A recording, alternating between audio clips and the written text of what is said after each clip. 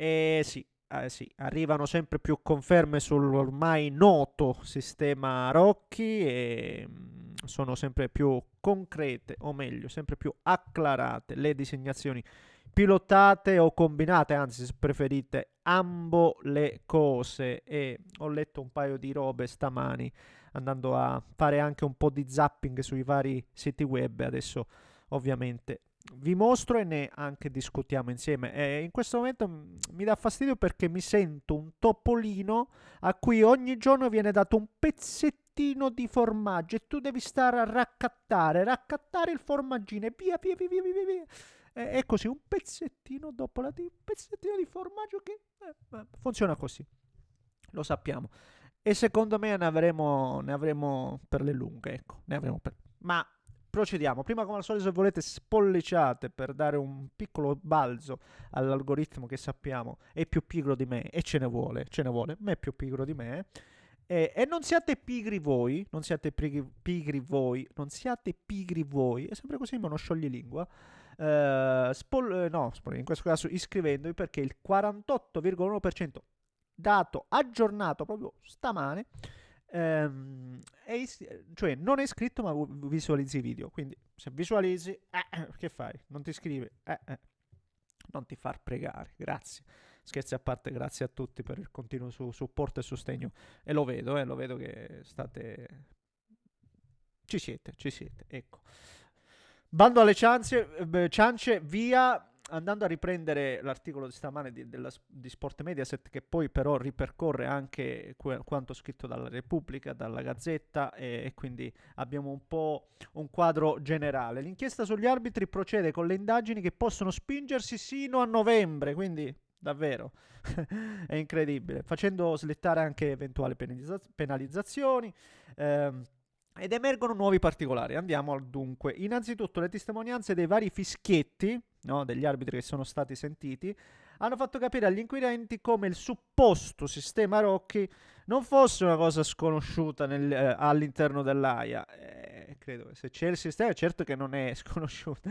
Designazioni pilotate o combinate per favorire e spingere. Ecco, una domanda che tante volte vi siete chiesti. Perché allora... Per favorire e spingere a livello di carriera e quindi economico arbitri amici o meno. E poi ci spieghiamo perché ci ritroviamo un'annata in cui la classe arbitrale ha fatto acqua da tutti i buchi. Ecco, l'ho detta io così. Con i big match che era una sorta di premio per gli alleati a Rocky. Dopo un acceso confronto con lui non ho più visto la Serie A, si legge in uno sfogo riportato dalla Repubblica di uno di questi arbitri, ovviamente anonimo, in forma anonima. Ragazzi, se tutto ciò viene confermato, questa è una roba incredibile, ma ripeto, è una roba che mi andrebbe a spiegare, dobbiamo essere garantisti e lo saremo sempre fino alla fine, ma è una roba che andrebbe a spiegare molto bene perché non ci sia stata una squadra negli ultimi anni che non si sia lamentata. Poi io da interista mi lamento dei miei torti, voi da Juventino, da Napoletano, da Poggi Bonzesi vi lamentate dei vostri, ma è quello il discorso, non c'è una squadra. Oggi sentivo, ecco, a proposito di interviste, Inzaghi giustamente lui tira acqua al proprio mulino e dice no, ma io mi sento penalizzato. E secondo me noi abbiamo subito degli sfavori e quasi dobbiamo essere sotto accusa. È il gioco delle parti e lo sappiamo bene, non voglio stare lì troppo a perderci tempo. Cosa sarebbe il sistema Rocchi? In realtà ne avevamo già parlato, diamo giustamente ancora una volta una rinfrescata al tutto, le famose bussate in sala VAR, questa è l'ipotesi di PM dopo gli interrogatori agli arbitri più vicini a Rocchi, così che le valutazioni, quindi le bussate solo ai cosiddetti amici di Rocchi, in modo che le valutazioni sulla singola partita fossero più alte per scalare la graduatoria. E si andrebbe oltre alcune stanze della sala VAR di Lissone, che magari a differenza dei paesi europei hanno vetri e quindi si può comunicare con dei gesti e da lì, no? Lo schema gioca jouet, no? Il codice gioca jouet.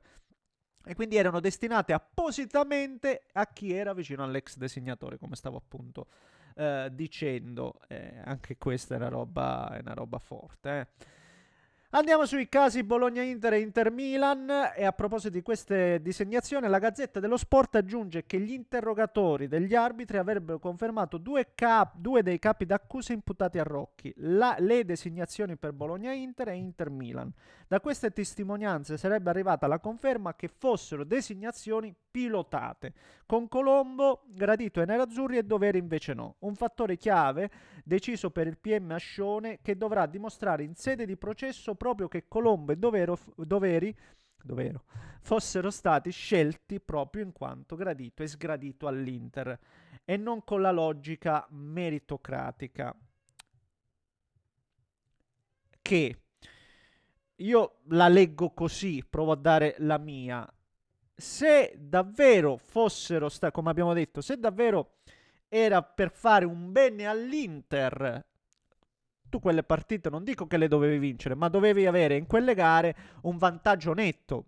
Avete visto dei vantaggi netti in quella partita, una persa 3-0, l'altra persa 1-0, ma soprattutto dei vantaggi degli episodi.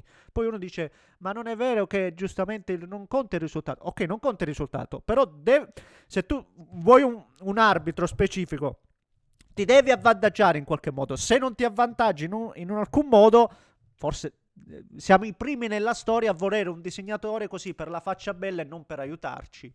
Chiedo, dico, domando, ripeto, sempre per azionare un po' il cervello.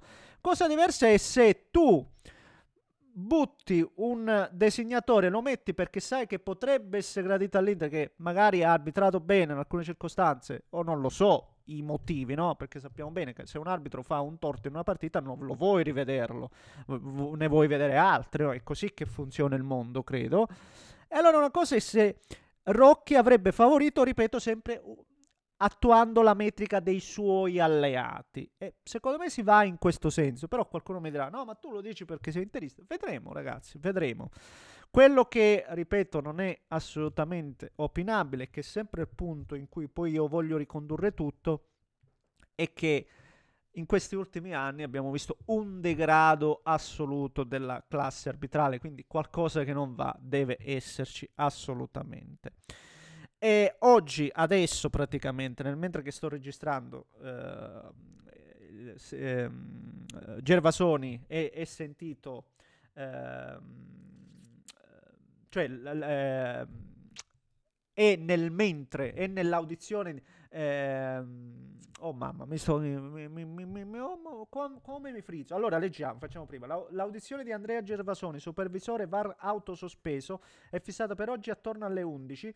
A differenza di Rocchi, che ha scelto invece di non presentarsi perché non ha praticamente tutto l'incartamento e quindi non può preparare bene la difesa, Gervasoni verrà sentito dagli inquirenti. Ecco la parola che non mi è davanti agli inquirenti, la parola che non mi veniva.